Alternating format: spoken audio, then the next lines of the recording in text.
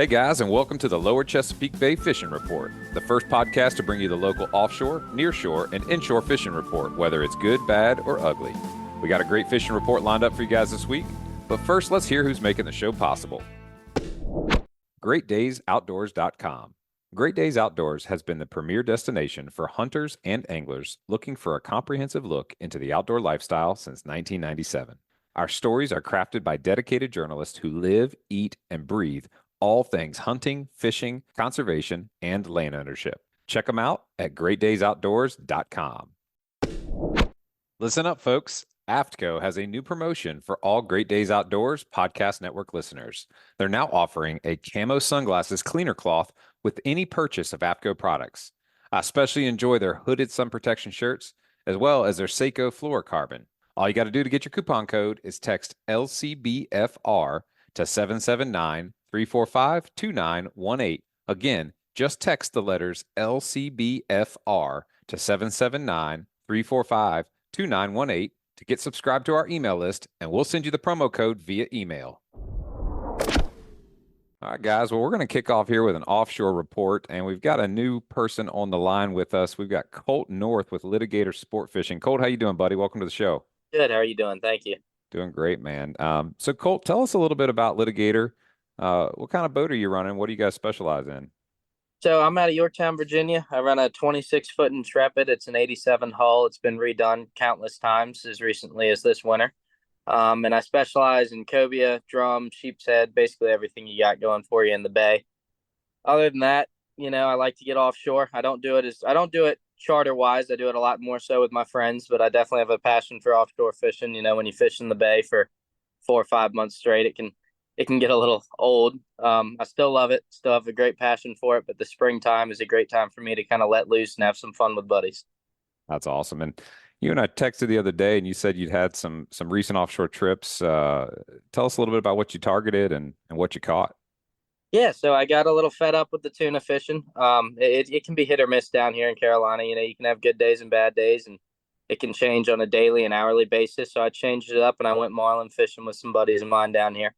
We ran down to Hatteras, the 250 to 300 line, which is basically a straight run down the beach from Morgan Inlet. And I've really never done that. I'm more of a meat fisherman. I like coming down here and trolling for tunas and dolphins, but I went marlin fishing, and we had a really great day. We went 2 for 3 on blue ones, and we missed the white marlin, and we missed the sailfish. But 2 for 3 on blues is still a great day. What were you guys doing to target them?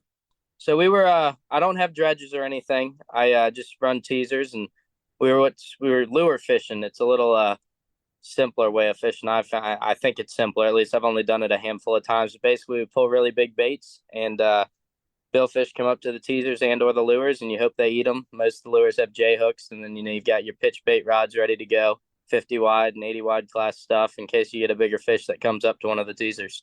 I want to hear about how big these fish were estimated. But before we get into that, you talk about fishing with lures, dragging those teasers. What kind of water are we in? What's our temperature? What's our depth? All right, so we were fishing 74-degree water. It was 100 fathoms. That's just happened to be there was a pocket of fish in there, and it seemed like if I went to 73, I didn't mark anything bait-wise or, have any bites or any fish coming to the spread. And if I went to 75, 76, it kind of slowed down there too. So I want to say we had a mile or so of water that was right at 74 degrees. I think it was 74.4 was the magic number. I don't know if you have to go that in detail with it, but that would be the water temperature. It was 100 fathoms, which is about 600 feet deep. We got all our bites 600 to 800 feet.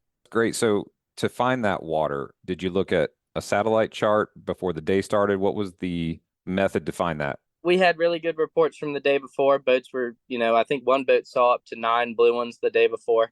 So when we heard those reports, we knew we wanted to change it up and run down the beach. So we went ahead and did that. And I don't know, I guess I got kind of lucky because as soon as I got there, I trolled around for a few minutes and we had our first bite within, 20 or 30 minutes. We had a sailfish come up, and we call it window shopping. He came in to the teaser, hit a bait, and then he left.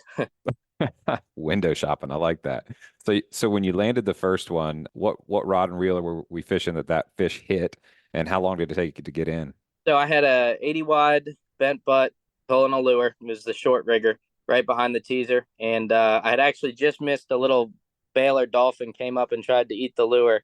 That was honestly probably twice the size he was. It was a little fish, but it was kind of the first sign of life, after a couple hours of nothing after that missed sailfish. And so I made a turn. I went back around, and I was very fortunate. I happened to be looking back at the spread at the time, and that the first one we caught was probably 350 to 400 pounds, and he came up, Mm. didn't go to the teaser or anything. He came up right to that lure, and when he ate it, I want to say a third of his body was out the water, and he smoked it, got hooked, almost dumped us into backing.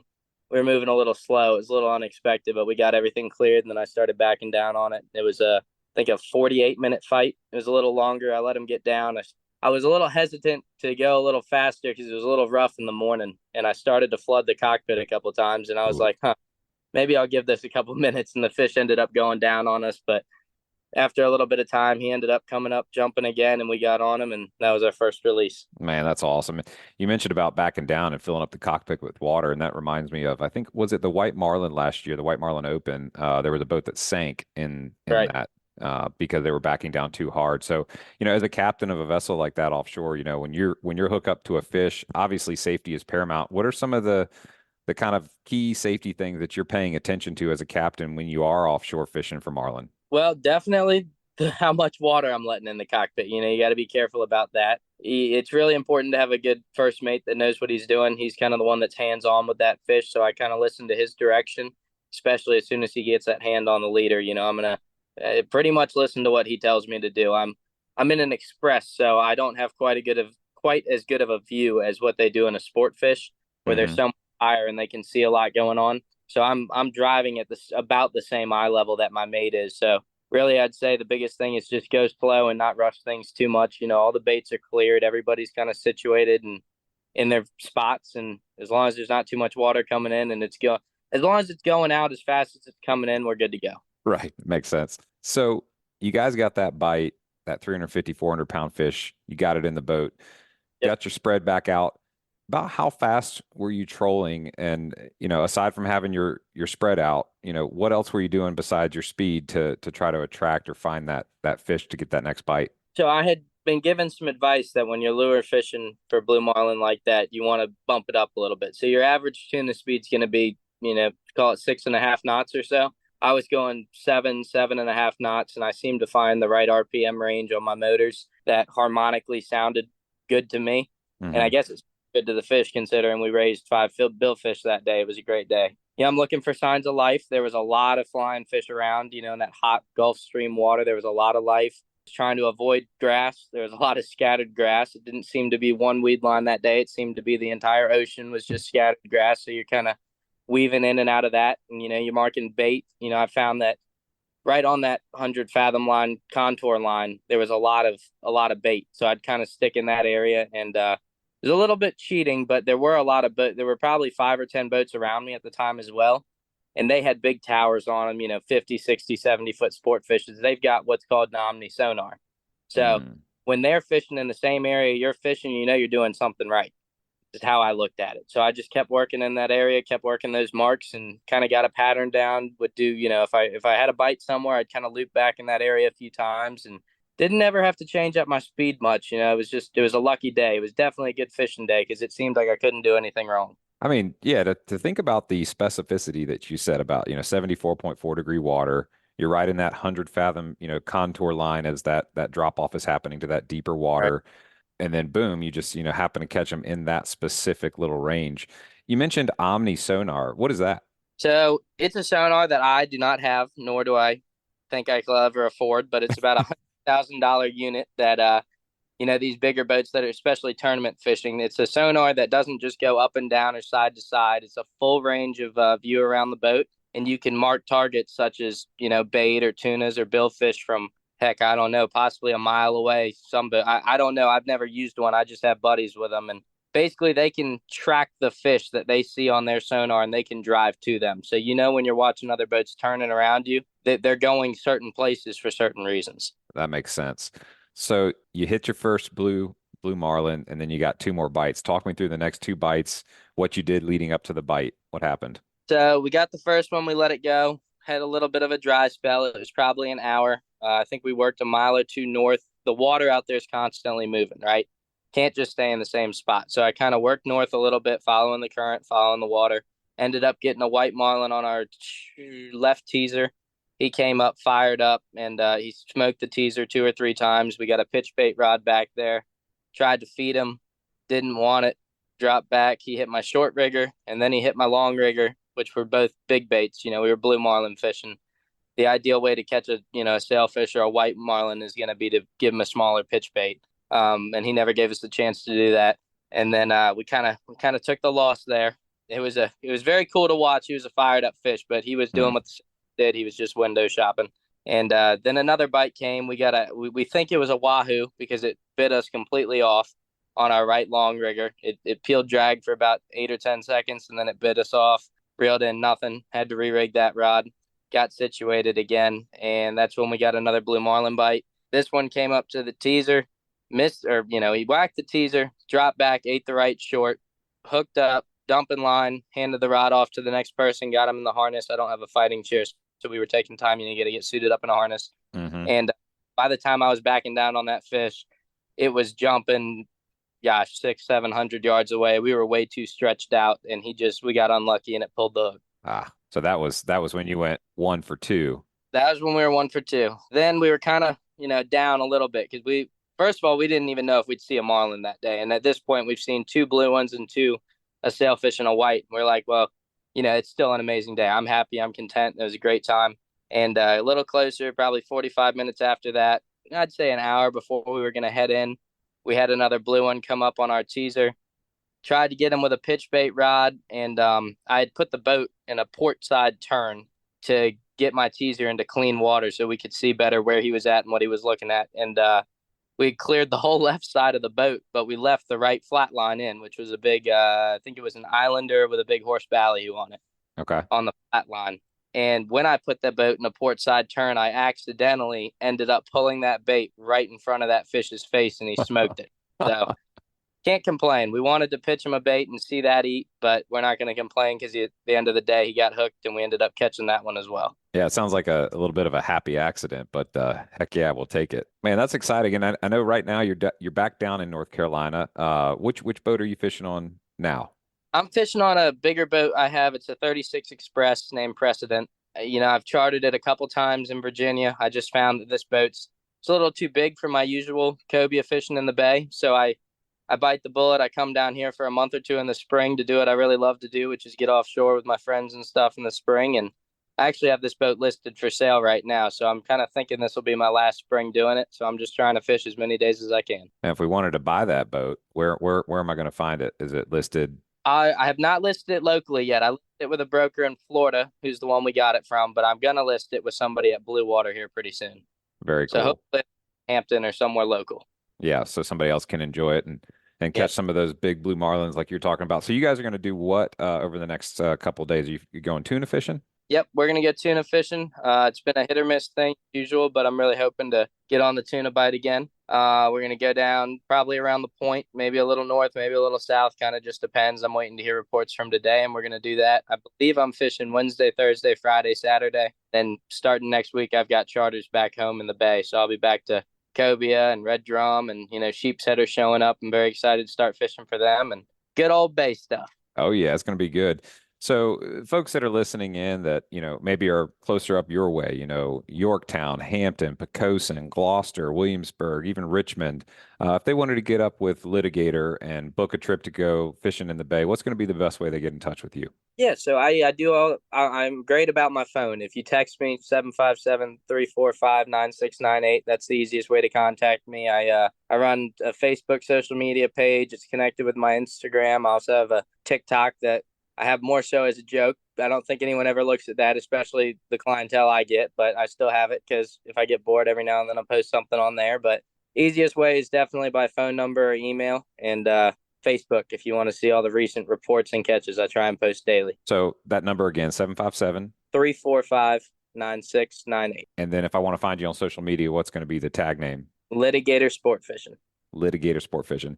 Is there any kind of a story behind Litigator? What was the inspiration for that name? Yeah, so both my parents are lawyers. My dad's a litigator, my mom's a litigator, and I thought it was a little way I could give back to them. I had a very hard time coming up with the first boat name, so every now and then I used to growing up. My dad's license plate was an abbreviated form of litigator, and I don't know, it kind of just stuck one day, and I stuck with it. That's cool. I like that. So I guess if you get into a discussion or a debate with mom and dad, it sounds like they're going to probably edge you out, right? They're going to win.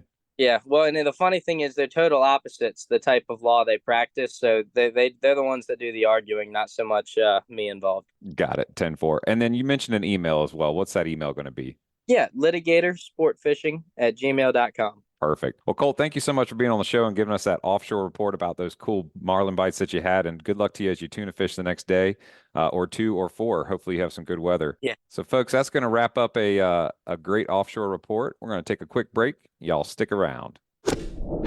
Hilton's offshore charts. The days of heading out and blindly looking for good fishing areas are pretty much over. Don't waste time and money on fuel searching for fish. You need the most recent, highest resolution images to not only know where to go, but where not to go. The knowledge provided by today's technology is critical when planning an offshore fishing trip. So make the choice that professional captains all over the East Coast make and choose Hilton's Real-Time Navigator. The easy-to-use interface and excellent customer service will have you on the fish every time you go. Check them out at hiltonsoffshore.com. That's hiltonsoffshore.com. All right, guys, well, welcome back. We're going to jump into a nearshore wreck fishing report here with Captain Bill Pappas Jr. from Playing Hooky Charters. Welcome back, Cap. How you doing today, bud? Great. How are you doing, Luke? Doing good, man. Tell me a fish story, man. What's been cracking on the Playing Hooky? Well, we had the opening of sea bass season last week, and the weather really made it tough. Like you'd go to book a trip on a Wednesday opening day on a Sunday, and by the time you posted the post on Monday, the weather had completely switched its directions and intensity. But it didn't stop us from getting out there and giving it a try. As long as the new boat and the big boat can handle it, we went out there and gave it a go and had a real good time on the first day. Opened up, caught some really big jumbos, a couple real close to citation. Had to make a lot of moves to get around and find the fish, but we fished in about 100 feet of water and dropped down multiple multi hooks, and the customers really had a great time. They caught a lot of really big fish. What's that limit per person right now? Right now the limit's 15 per person, and they're at 30. I don't know why they've done it, but it's up to 13 inches now. These things are huge to keep, but it's great because the perfect sweet spot is 13 to 15 anyway, is where they're 20 inches, a little bit bigger than that, they start to get just a little bit tougher, but they're still delicious fish to catch, those white meat sea bass. We've been cooking them too, so we posted a couple posts of us making some coconut breaded sea bass. Yum. Which I can share a recipe here if you want at the end of this. But yeah, we Please. had a good time catching those sea bass. We went out there again for a group charter. They brought their group, and they had the beers cracking early in the morning. Had a good time riding out there, hooting and hollering through some waves, and we set up and the sun popped out, and then they had a great time catching fish together. They had three, four fish at a time, a couple times, and some really nice trophy fish were brought up, and they came back really thrilled, man. They were just like, we were coming back. We want to do more fishing with you guys, and they all bought shirts and stuff like that. It was pretty interesting to see them do that like that. And then the next day we had another trip. We had an inshore trip, and to be honest, we were only doing a 4 hour, and most times we won't run the whole beach down far, towards Carolina to run for a 4 hour. We'll just sit close or troll or do an inlet trip for 4 hours. Well, it was a lady who'd been really trying to book, a lot of questions, and her husband's blind and her son was 8 years old. So we already knew we had a challenge, but we were looking forward to it because we love to fish and we really love sharing that with other people. So the more people that can hop on the boat, any age, anything, any style, we like to take you fishing, especially something like that. So we took them out there and we tried to find some dolphins on the cruise out. The little guy was stoked. We got him set up right off the bat, and they started catching some round heads. They were having fun in the surf, catching some round heads with a small group, and caught them a couple stingrays. They were stoked on some stingrays. Little kid was making some smiles with some stingrays. And then we had a really nice bite. We thought it might have been a shark or something nice. I kind of thought it was a sand tiger the way it shot under the boat the way it did and crossed all our lines. But Russ and I, the mate, got it all untangled, and it was in the motor. So he went forward to grit it out of the motor. By the time it came out of the motor, I looked up, and it was a cobia. Come I on. was like, what?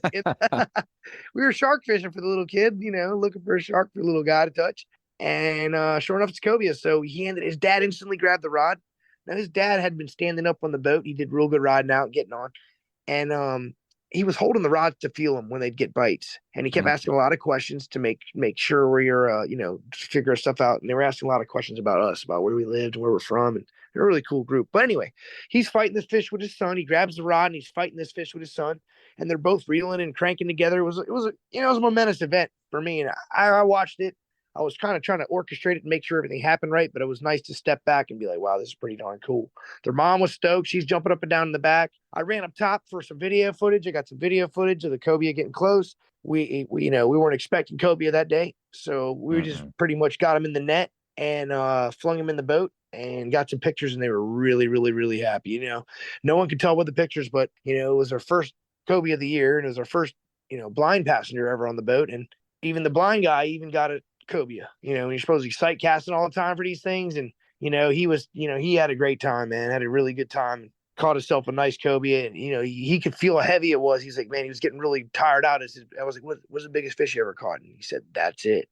So for him to get the old peanut butter and jelly, the old PB out there, he was stoked, man. It would be, 4-hour trip ended up paying off, going that far and giving them the extra time. Yeah, and I love that you get excited about that, because whether it's just fishing for fun or charter fishing, at the core of it is that passion of wanting to share that great experience with somebody. And, I've gotten that experience on my boat a few times. I don't think there's anything better than watching like a father-son or mother-son family moment come together around an awesome experience, like catching a huge fish, much less a cobia. And what was it, like May 9th, May 10th? You guys caught that cobia? Yeah, it was like 3 days ago. I don't know the exact date, but it was early. It was That's early. awesome. It was in 62-degree water. It was on the bottom. It wasn't anything, we sight casted or, well, look how awesome we were trying to do something. It just happened to be luck. Boom.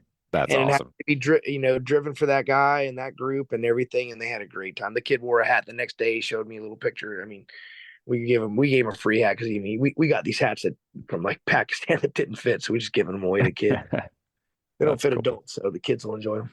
So on the sea bass that you guys have been catching, I'm looking at some of your pictures and I see some big ones that you were talking about. These near citation size. They got that big old knot on their head. You mentioned you'd moved around quite a bit. You're in about 100 foot of water. Talk me through some of your terminal tackle setup. Targeting these sea bass. What are you guys using to get that bite? We had a guy, and this is tricky depending on the area. He wanted to bring a jig with him, and he's one of our regulars, and it was pretty cool to see. But I tried to say, hey man, just to let you know, we're going to be dropping the bait rig, and we run a 3 to 4 hook double loop, just a dropper rig with some killer circle hooks we use that work real good. And we set him down to the bottom with an 8-ounce sinker. And when you throw a jig down, depends on the time of year. Jigs can always get the action. Jigs can work with bait rigs, but certain times of year, the jigs will distract the fish that usually would eat the bait rig. So someone's jigging away, it's just going to spook the bite, and the other people aren't going to be catching at the consistency you need to get an 8-hour trip in and catch your limit 15 per person. You can land right on fish and catch them. If your area or your spot's been given to you, been handed down to you, or you earned, got, or you found yourself. If they have fish on them, it's great. You can load up really fast, but a lot of work is out there is taking chances and going to other spots and finding where they are and just keep moving and moving and moving to get to these fish and load it all up. It takes all day sometimes to do it. You can get lucky in the middle, get a good set. It'll turn off. You got to be prepared mentally for anything. Where it can be great, it can be terrible. And anytime it is good, it's a blessing. It's not Absolutely. a race to get back to the dock. It's not a race to catch them. It's awesome to be catching fish to begin with your friends and stuff. And so whatever you're lucky to catch, you're lucky. I know it can be tough too. So like, obviously there's a million wrecks out there. There's all this different kind of bottom features you can go after. Like you were saying, you got to move around, find the bite. So like if I come up on a wreck, let's say I'm in maybe 80 to 90 feet of water. I see the wreck on my bottom machine. Like what's the first thing I should be thinking about doing in order to try to target, and find out if there's fish on that wreck? All right, I'm going to give you this tip right here, and I thought about it earlier, so I knew I was going to be talking here. Whoever listens to your podcast is going to get a really killer tip if they want it, and they're open-minded to using it because a lot of people just, anyway. So, you know what I was going to say, but anyway, so here's the deal, man. When you get to that wreck, instead of going right to the wreck and popping your anchor down or popping your spot lock right in one spot, or just hey, we're on top of the wreck. I see a little something dropping. Go ahead and spend some time taking a circle around that thing. Do a couple X's over it, do a couple circles around it close, and maybe you'll see a cloud of fish that's not on the wreck, because they're not always on the wreck. That's the hardest part to Ah, explain to people is you want to go wreck fishing on the wreck and you're getting hung up in the wreck and you catch fish that are stuck in the wreck, that are fishing, that are real tight in the wreck. We've sent cameras down there before, and I found schools will hide off the wreck where you can wow. literally see a cloud roll up on it and they're just having a party out there. It's their party. They move it around where they want to go, man. And so you drop in that cloud and find out what happens. If they're tight to the bottom and it's pretty good and thick, thank me later. It'll Game work. on. Yeah. So you just put a little time extra, as much as rush, because it takes all week to get to the water, to the boat. It takes all year to get to the spot because you're so excited. So when you get all the way there and you put all that time in to begin with, just give it a little more time and take a lap around that thing, and maybe you'll see something. Honestly, your first choice might not be the best. If you take too many laps and you're seeing what you think you're seeing sucks, drop a line. Find out you were right. But get Right. on out. Don't spend a lot of time trying to make it happen. There's an expression they tell me up top. They're like, "Make it happen, Captain." So it's up to you. If you're driving the boat and your buddy, you take them to the spots, but you can't spend too much time in the bad spot. No one to hold them. No one to fold them.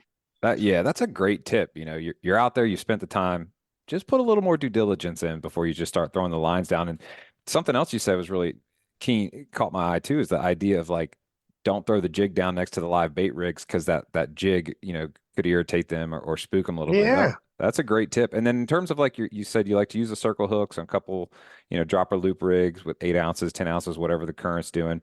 What size hook do you prefer for the sea bass this time of year? I use threes. We use Threes. threes. Yeah, Very cool. we're big fans of it. We got a sponsorship from Eagle Claw, and we've been using them so long that they just kind of, we work together with them. We don't get them for free, but we have a good deal with them, and we use it. We love them. 11 number threes are our favorite. Yep. And then in terms of bait, cut bait, what's your preference? Is it squid? All depends on the time of year, but you love the cut bait because you can catch your mambos on there. And mambos are the big ones. And that's another tip for hopefully your people here on the podcast. They know it. Don't overload the rig with all cut bait. It's just not going to happen. You want a couple hamburgers and at least one cheeseburger. You don't want to drop all cheeseburgers, or it's going to look boring to them. And you also want to use, we use the cut squid. And then you only need chunks. You don't want to overload your hook. 2 and 3 pieces on your hook is gonna there's not gonna be enough curl in your hook. When things try to bite it, it'll be just too much jammed up on there to get them through their mouth. It'll pop them right back out. Well, now you're talking about things eating things. I want to know about this coconut sea bass recipe, man. You got it. We've done all the work. We've done our laps. We've done our X's. We've taken Captain Bill's advice. We've used the right size 3 hooks. We've used the right little bits of bait. We caught our fish. We got home. We cleaned them. What are we going to do to eat them? All right. Now, the first thing you're going to do, I always tell everybody, do not rinse your fillets. All right. So we got a PHC cookbook coming out. It's coming out in 2020. It's still coming out in 20. All right. It's a little late, guys, but it is coming out. I swear it's still coming out. We're going to make this cookbook eventually here. We had to build this boat and run through the COVID, but here's the recipe. Never, ever, ever rinse your fillets. It's the worst thing you could ever do is rinse your fillets, because as soon as you dip it into your crumbs later, you have water accumulated in there and it's going to be mushy fillets. You'll never have a crunchy fillet of fish like you see in those pictures and taste at the restaurants. You'll have some mushy stuff. So don't rinse your fillets. Number one thing, get it home. If you feel offended by the blood, get a paper towel, wipe the blood off. I don't bother because it's going to dissipate in the grease anyway. That's why it'll smell like fish later. All the blood goes out of the fish into the grease. So you're going to go ahead and take your fillets and cut your bones out, cut them into sections. Smaller sections work better for the coconut because it is more brittle than it is, stiffens up like a crunchier batter. You're going to take here's going to be your ingredients. You're going to go with flour on a paper plate. We sift the flour and get it nice and fine, or you take a fork and fluff it. You flip your fillets in the flour, then you wipe it through some egg, and then you flip it in panko. But the key is to have your coconut shredded and your panko evenly mixed. You don't want too much panko. You don't want all coconut, just about 50-50. I'd go 55-45 on the coconut, 45 on the panko, somewhere in there. Mix it very good. You don't want to have just panko on the bottom. Mix it. It's a little bit of a pain, but do all that. Then when you put your fillet in there, unlike just flipping it over regularly breading stuff, I want you to take the fillet, smash it down in there, pick some of the coconut and all that, and kind of smash it in your hands like you're making a hamburger. Here you go. Like you're making a hamburger. Smash that sucker together. It'll pack the coconut on there. Then you put it right in peanut oil. All right. You got that peanut oil, whatever size your fillet is, double the amount of peanut oil in your pot. And get a tall pot so it doesn't splash everywhere, or a sauce pot, big one. Throw it in there on medium, cook it till it's golden brown around the edges, flip it over, cook it again on the other side. As soon as you put it up, put it on a rack. Now you put it on the rack so it doesn't get mushy again, and salt it as soon as it hits it. Even with the coconut, salt it. And forget about it while it's cooking, by the way. It's going to blow your nose away. You're going to love it. You're going to be freaking out. Going, oh, my God. It smells good. So then after you get it out, after you dried it up, you put it on a paper plate. And we like to use the Chick-fil-A honey roasted barbecue was really good with it. And another thing was rice vinegar and soy, if you have it. That's another good dip. But other than that, it didn't need anything. I ate mine plain. It's just amazing. Absolutely killer. That's a great sounding recipe. And it's every time I look at your Instagram or your Facebook around dinner time after you've been fishing, I always get hungry because you're always searing off some tuna, coconut bites in the sea bass. I mean, a true man of the people that goes out and catches it and then cleans it and then cooks it to perfection. So, Bill, thank you for that report on the sea bass and for that killer recipe.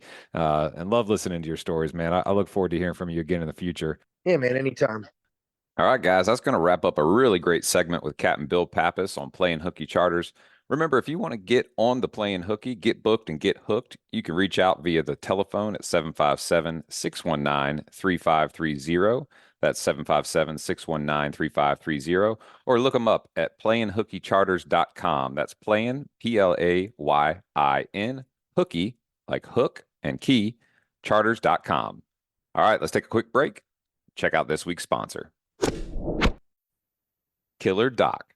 Most fishermen clean their fish on something like a unsightly old wooden table or the top of a cooler, somewhere that is not comfortable, not sanitary, and not attractive. Killer Dock makes the greatest fish cleaning station known to mankind. They are built from marine-grade aluminum and are corrosion-resistant clear-coated to protect it from the harsh salt environment. Killer Dock makes tables and canopies at several different sizes. So whatever you need on your dock, deck, or patio, they have a fish cleaning station for you. Check out killerdock.com to see more. All right, guys, I'm excited to jump into this inshore report with Captain Eric Myers from the Heads and Tails Charters. Captain Eric, how we doing today, bud? Good, buddy. How you doing? I can't complain, man. It's starting to get a little warm. Saw some clear skies today. Saw lots of folks out fishing. It's getting me fired up. So want to dive into what's been going on the inshore side. Tell me a little bit about what you've been doing this past week. We've been doing a lot of inshore action with the bluefish. We've had some real big chomper blues in the inlet. A lot of big ones, a lot of really big ones that we haven't seen in years. It's been just phenomenal. That's exciting. 2 weeks. What's the biggest one that you saw caught? Somewhere around 41 inches. That's a big bluefish. Well, talk me through a couple of things. So what areas in the Lynnhaven Basin are you having your best luck looking for these chopper blues? Anywhere that you see bait and current, lots of current. So like Main Creek, Long Creek, right in front of Great Neck Bridge, that area. Mm-hmm. You really can't go wrong with that area because there's just so much food for them flowing in and out. A lot of big cob mullet right now. That's what they're eating. So to emulate that, talk me through your setup and what lure has been lure or bait has been the most effective for getting a bite from these big blues. So the past 2 weeks, we've used a gauntlet of lures, and it seems like pretty much anything over 5 inches to 8 inches, big paddle tails, big flukes, big profiles. It just needs to be big because you want to entice those bigger fish. And they're used to just coming in and cutting something in half. They get what they want out of it. So yeah, if you're using a 10-inch swim bait, it's nothing to them to come in and eat it. So as long as you got a pretty heavy duty swim bait like a Z-Man or a what's the other one? The Diesel Minnow, I think by Z-Man, and then is it Yozuri or I can't remember the other names. There's a couple other ones that are like the super elastic that'll I won't say that will get you a couple bites, but they'll stand up and be able to get a hook in that fish. Mm-hmm. We've used a couple of those jigs in like the 10 to 12 inch range too, like the old striper jigs. Are you using a particular weight to get it down in that water column, and where in the water column are you fishing for them? So we've been fishing for them mainly in like that 10 to 15 foot of water. It doesn't necessarily have to be on the bottom, but it doesn't hurt. Okay. A lot of those big mullet, they don't come through on top. They're coming through on the bottom. Okay. Or in the middle of the water column. Well, I'll tell you, Captain Eric, it looks like a lot of fun. I was out helping work on a buddy's boat, right there where all that action was happening. And I'm sitting over there trying to, put some marine epoxy on something, and I just hear scream and drag, hooting and hollering. Everywhere I looked, there was fish being caught galore. I mean, it looked like an absolute blast. I mean, what size reel are you fighting those things on? Pretty much anything in my bait's going to be either 2,500 and 3,500. Mm-hmm. I always like to go small. We have had to use a couple 4,000 size reels with like 20 to 30 pound braid with 60-pound mono and a wire trace. A wire trace. So I think I know where you're going with this. I know in the past, whenever I've gone blue fishing, I get bit off completely quite a bit. Talk me through that setup all the way down to the lure and how that helps prevent that. So I'm going to start at the lure end first. You want to attach your lure with you don't want it super heavy. You want to get the lightest wire you possibly can, Mm-hmm. because those fish could still be leader shy, but you don't know necessarily. I've been using, I think it was like 37-pound test, that single wire, hard wire. Mm-hmm. And each lure we put on, I just do a 4 to 6 inch piece of wire to 60-pound monofilament to either 20-pound or 10-pound braid. And then we're connecting the mono to the wire with like an Albright knot, basically. Ah, okay. And that gets you, those bites, and then you're not losing any lures that way. Yeah, I mean, there for a couple days, I tried just going straight fluoro, and I went through 5 packs of Z-Man diesel minnows and 30 jig heads. That's an expensive day for a bluefish. Has there been any other bycatches when you've been targeting these bluefish right now, or is that the We have primary? caught one striper. Really? One striper. Like a Wow. little 19-incher. Did you say 19-incher? Yeah. Hey, that's a keeper. Yeah. Barely. Yeah, he went home. He went back to the water. That's awesome. So, if folks are wanting to target some bluefish, time of day, does it really matter? What's your preferred time of day for targeting those things? I like to do either morning or late afternoon. It seems like the evening bite's usually better. Mm-hmm. And then there's always a morning bite. It's just whether or not it's going to be the first light or, 7:30, 8 o'clock when the sun's completely up. That makes sense. And then in terms of our tide, incoming, flood high, outgoing low. As long as it's moving. Okay. It seems to be as long as it's moving. You got plenty of water movement. You should have plenty of fish. And we've had a couple of days where, they go crazy on topwater plugs. And then the next day you can't even buy a bite on a topwater plug. So topwater plugs, what size are we talking? Is there a topwater plug that's too big? No. Okay. These bluefish, like I said, they're used to eating big things. They cut them in half. Nice thing about a topwater plug is they ain't going to cut it in half. Although the mirror lure she dogs do not stand up to a bluefish, those big blues. We got a couple just the nose cones back, the wire holders ripped out of the baits completely. I mean, we've Wow. had some really big blues on this. That's pretty We've exciting. also thrown, like, let's say, I think they were like 10-inch tuna poppers. We had a couple on those. Wow. Well, man, I'm gonna have to get out there and get on one of those things. That does sound like a lot of fun. Do you eat bluefish, or you mostly do catch and release? I do it just for the catch and release. I just like, I mean, it's a fun fish. It jumps. It's got teeth. It runs really hard. It fights really hard. That's cool, man. You really can't find a better game fish. I mean, it doesn't taste any. To me personally, I don't like the taste of them. They're oily, fishy.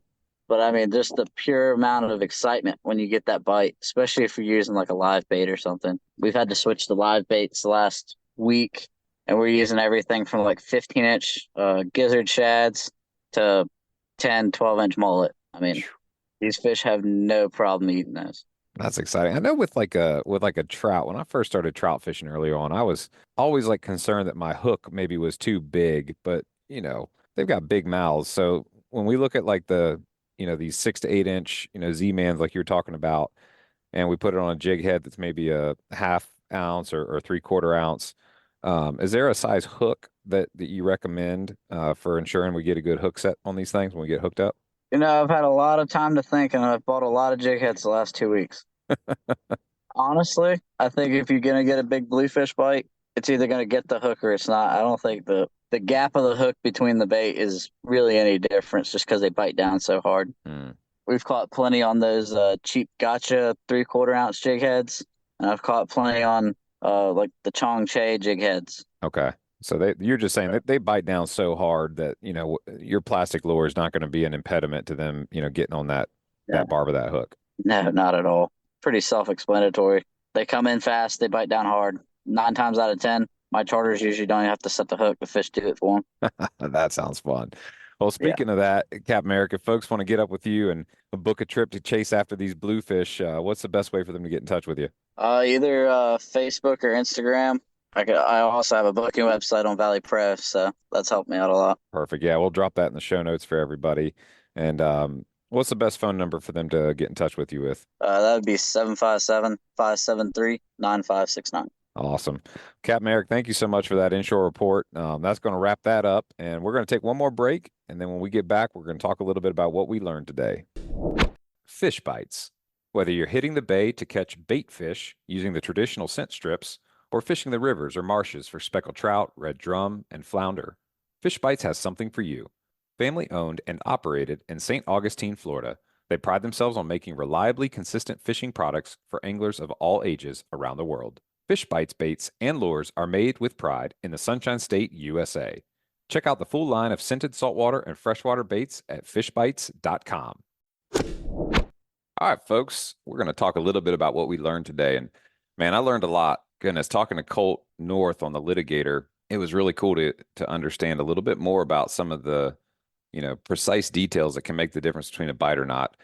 Knowing that he's out there and 73 and then 75 and then boom, 74.4 degree water. That's exactly where he found the bait at 100 fathoms and got those blue marlins to come up in that spread. And man, I've only been blue marlin fishing once, and golly, when those things bite and start jumping out of the water, I think that is one of the most exciting moments in life. I mean, I don't know that it gets any better than that. I remember a couple of weeks ago, we were talking to Captain Jake Bolts on the flying fish, and he was saying if, he had his options, he would definitely go blue marlin fishing. So totally get it. I was getting fired up listening to Colt tell those stories about what they're doing. And I think they're going to be out there tuna fishing for the next couple of days out of Carolina. So hopefully we'll get a report in the coming weeks of how they did.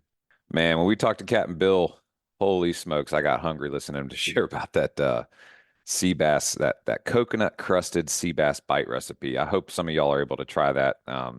But really, really enjoyed his tip about the wreck fishing for sea bass. I've been guilty of this. Go out there and you think, oh, we're on the wreck, we're going to start catching. And yeah, you pull up a couple 13, 14 inchers, but it sounds like, his tip is to go, run some patterns around that wreck, maybe explore 30, 40, 50 yards around in a circle and just look to see what you see. And maybe some of those bigger, citation size sea bass are hanging out, just a little bit away. And, a few minutes of looking could be the difference between a box full of 13 inchers or a box full of 16 to 18 inchers. So great tip there from Captain Bill. And then talking to Captain Eric Myers about that inshore bite, what a great tip about running 6 to 8 inches of wire leader there at the end. Difference between losing, 8, 9 jigs in a day or using the same jig all day. I was fortunate enough to jump out there with Captain Eric over the weekend, and man, getting the bite on the little light tackle with those bluefish is so fun. Just scream and drag. They're jumping like tarpons. I mean, it was an absolute blast. So hopefully some of y'all get up with Captain Eric and get on that bluefish bite while they're here, because tell you what, that was a lot of fun. Folks, it was great talking to these guys today. I'm getting so fired up. It is blue skies and starting to get a little bit warm finally here in May. I think we're going to have a great season ahead. Hopefully some folks are out there today and tomorrow getting on them cobias that are starting to show up, as well as getting out there and catching some of those sea bass and maybe some tunas even. So, folks, that's going to wrap it up today. I really appreciate y'all joining us. Let's take one more quick break. All right, folks, that's going to wrap it up this week. Please subscribe, rate, and review wherever you listen to podcasts. And remember, to get your free AFTCO Camo Sunglasses Cleaning Cloth, just text the acronym LCBFR to 779-345-2918 to get your promo code and be added to our email list so we can send you the new show each week. You guys keep whacking them and be safe out there.